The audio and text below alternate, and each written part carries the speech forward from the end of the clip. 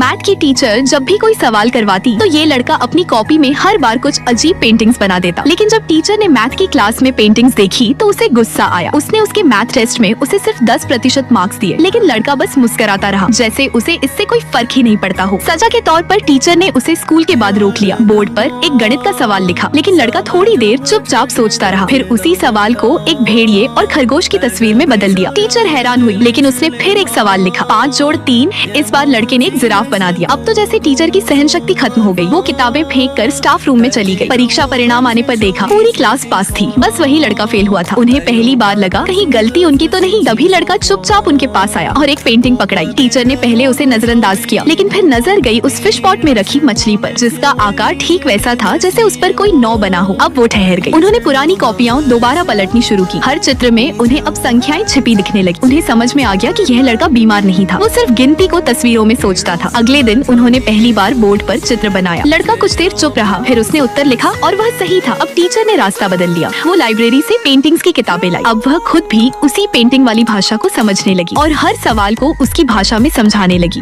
धीरे धीरे लड़का बदलने लगा, क्योंकि अब उसके अंक 10 से बढ़कर 50 हो गए थे।